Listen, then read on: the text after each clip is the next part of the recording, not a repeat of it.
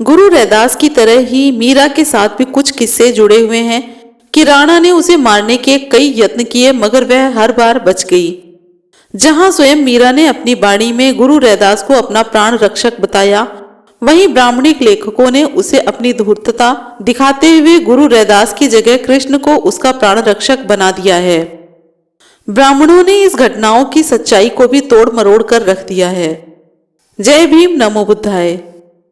आज हम बात करेंगे राणा द्वारा जहर देने की कथा के बारे में। मीरा के बारे में यह कथा आम प्रचलित है कि मीरा द्वारा रोज रोज की सत्संग व संतों के आने जाने से तंग आकर उसके जेठ राणा ने उसे मारने के लिए उसके पास जहर का प्याला भेजा। मीरा ने जहर पी लिया मगर उसके शरीर में जहर का असर नहीं हुआ। ब्राह्मणों ने कथा जोड़ रखी है कि मीरा ने कृष्ण का नाम लेकर जहर का प्याला पी लिया, इसलिए उस पर जहर का असर नहीं हुआ। इस कथा का सच झूठ जानने के लिए दो प्रकार के प्रमाण हो सकते हैं। पहला प्रत्यक्ष है और दूसरा मीरा की वाणी। प्रत्यक्ष में यह प्रमाण है कि आज के दिन भारत में लाखों कृष्ण भक्त हैं, लाखों राधाएं हैं। इनमें से कोई एक भी कृष्ण का नाम लेकर घातक जहर पीकर दिखा दे। अगर वह जहर पीकर कृष्ण का नाम लेने से बच सकता है तो माना जा सकता है कि मीरा भी उसका नाम लेकर बच गई होगी। मीरा को हुए युग तो नहीं बीते, वह भी कलयुग में ही पैदा हुई थी। अब भी वही कलयुग है, अतः अगर तब चमत्कार हो सकता है तो अब भी होना चाहिए। दूसरे प्रमाणों में स्वयं मीरा की वाणी से बढ़कर और कोई सबूत नहीं हो सकता। इस घटना पर मीरा ने कहा है, मीरा मने मारने राणा रौप्यो जाल, बिस व्याप्यो ना बापरो धन भगवान रैदास। यानी कि मीरा का कहना है कि मुझे मारने के लिए राणा ने जाल बिछाया, लेकिन भगवान रैदास की मैं धन्यवादी हूँ कि उन्होंने जहर को मेरे में वापरने ही नहीं दिया। इस श्लोक में दो शब्द ध्यान देने योग्य हैं। मीरा कहती है कि मैं बलिहारी जाती हूँ भगवान रैदास के, जिनकी वजह से जहर व्याप्या तथा बापुरा नहीं। व्याप्या नहीं का अर्थ है व्याप्त नहीं हुआ यानी फैला नहीं, और बापुरा नहीं का अर्थ है आया नहीं या पूरा नहीं पड़ा।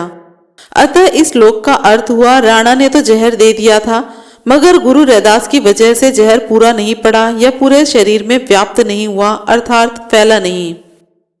ऐसा कैसे संभव हुआ, इसका उत्तर जानने के लिए तथागत बुद्ध के भिक्षु संघ को जानना जरूरी है। सभी जानते हैं कि तथागत बुद्ध ने भिक्षु संघ की स्थापना की। भिक्षुओं को धर्म प्रचार के लिए जंगलों, नदियों, पहाड़ों को पार करके गांव-गांव घूमना पड़ता था। रास्ते में उन्हें हर प्रकार की बाधाएं पार करनी पड़ती थी। अतः शारीरिक रूप से स्वस्थ रहने के लिए उन्हें योग सीखना पड़ता था। चोर, लुटेरे, डाकुओं तथा जंगली जानवरों से निहत्थे निपटने के लिए उन्हें मार्शल आर्ट भी सीखनी पड़ती थी। बीमारी से बचने के लिए देसी जड़ी बूटियों का ज्ञान भी रखना पड़ता था। पैदल घूमने के कारण वे बहुत बार सांप बिच्छुओं का शिकार भी हो जाते थे, अतः उन्हें जहर का इलाज भी करना सीखना पड़ता था। गुरु रैदास तथागत बुद्ध की श्रमण संस्कृति के ही संत थे। वे भी अपना धर्म प्रचार करने गांव-गांव घूमे थे, अतः वे भी जहर को बेअसर करने का इलाज जानते थे। जब राणा ने मीरा को जहर दिया तो गुरु रैदास ने अपने इलाज से उस जहर को शरीर में फैलने यानी व्याप्त नहीं होने दिया। उन्हीं के इलाज की वजह से जहर पूरे शरीर में नहीं बापुरा, यानी कि पूरी तरह फैला नहीं और मीरा बच गई। इस श्लोक में एक बात और ध्यान देने योग्य है कि इसमें कहीं भी किसी चमत्कार की बात नहीं की गई है। गुरु रैदास ने जहर रोकने में कोई चमत्कार नहीं किया, उन्होंने एक वैद्य की तरह जहर का इलाज किया। गुरु रैदास स्वयं चमत्कारों, आडंबरों और पाखंडों का खंडन करते हैं तथा विरोध करते हैं। अतः अगर कोई ऐसा कहे कि उन्होंने चमत्कार के बल पर जहर उतार दिया तो यह गलत बयानी होगी। गुरु रैदास आम इंसान की तरह ही थे, बस उनमें दो गुण अन्य लोगों से बढ़कर थे, एक सदाचार और दूसरा हौसला या हिम्मत। मीरा के जहर उतारने वाली इस घटना को कृष्ण के साथ जोड़ना धूर्त लोगों का काम है। पहली बात तो यह है कि कृष्ण सिर्फ एक काल्पनिक पात्र हैं, वह ना तो कभी पैदा हुआ और ना ही कभी पैदा होने वाला है। अगर वह पैदा हुआ भी तो मीरा के जन्म से कई साल पहले एक शिकारी के जहरीले तीर से मारा जा चुका था। मीरा के समय उसका नामो निशान तक नहीं था। अगर उसमें मीरा का जहर कम करने की शक्ति थी तो क्यों खुद तीर के जहर से मर गया। कोई क्या कहे कि कृष्ण के जो तीर लगा वह बिना जहर के था, तो यह मानना गलत है, क्योंकि लोग तो पूरा पैर कट जाने के बाद भी नहीं मरते। फिर कृष्ण कैसे तीर की नोक लगते ही मर गया? अगर तीर में जहर नहीं था तो इसमें मरने वाली तो कोई बात ही नहीं थी। राणा के जहर के वार से बचने के बाद मीरा ने गुरु रैदास के सम्मान में यह पद कहे। मीरा मारे संत हैं, मैं संतारी दास, चेतन सत्ता सैन ये दिखत गुरु रैदास। मीरा का ऐलान है कि वह संत रैदास उनके हो गए हैं तथा वह उनकी दास यानी कि शिष्या बन गई हूं, क्योंकि गुरु रैदास प्रत्यक्ष में उसे चेतन सत्ता दिखाई दे रहे हैं। चेतन सत्ता का अर्थ है जिसे सब कुछ का ज्ञान हो, यानी जो बुद्ध हो। माता पिता कुटुंब कबीला सब मतलब का गर्जी, मीरा का प्रभु थम ही स्वामी श्री रैदास सतगुरु जी। गुरु रैदास की संगत करने पर मीरा को उसके सभी परिवार वालों ने त्याग दिया था, इसलिए मीरा ने उन सभी को मतलब के गर्जी यानी स्वार्थी कहा। रैदास जी ने न केवल उसकी जान बचाई बल्कि उसे सही राह भी दिखाई, इसलिए उसने रैदास जी को अपना प्रभु, अपना स्वामी, अपना सब कुछ मान लिया। सीधी सी बात है, जब मीरा गुरु रैदास को ही अपना प्रभु और स्वामी मान रही है तो कोई अगर कृष्ण को उसका प्रभु बताए तो यह सीधे सीधे उसकी धूर्तता है। आजकल एक नया रिवाज चला है कि मीरा को राधा का अवतार बताया जाने लगा है। अक्सर कथा करने वाले ऐसी कथाएं सुनाते हैं कि मीरा पिछले जन्म में राधा थी तथा बाद में मीरा बनकर पैदा हो गई। कुछ एक कृष्ण भक्त अपनी वेबसाइट पर भी मीरा को राधा का ही पुनर्जन्म या अवतार बता रहे हैं। मीरा को राधा का रूप या पुनर्जन्म या अवतार बताने वाले झूठे तथा मक्कार हैं। इसके कारण है, राधा एक काल्पनिक पात्र है, यहाँ तक कि महाभारत और भागवत में भी उसका नाम नहीं है। ब्रह्म वैवर्त पुराण में उसकी कल्पना मात्र कृष्ण की अय्याशी की कहानियां गढ़ने के लिए की गई। एक पल के लिए अगर यह मान भी लें कि वह हुई थी तो भी वह त्रेता युग में पैदा हुई और तभी मर गई। अगर ब्राह्मणिक काल गणना से हिसाब लगाएं तो त्रेता युग कई लाखों साल पहले समाप्त हो लिया। इतिहासकारों की बात माने तो भी मीरा के जन्म से कम 3000 साल पहले राधा का खात्मा हो चुका था। अतः जब मीरा हुई उस समय राधा का नामो निशान भी नहीं बचा था। तथागत बुद्ध और श्रमण संतों ने सत्य कहा है कि आदमी 4 महातत्वों यानी पृथ्वी, जल, अग्नि, वायु के अंशों से मिलकर बना है तथा जब वह मरता है तो चारों तत्व अपने चारों महातत्वों में मिल जाते हैं।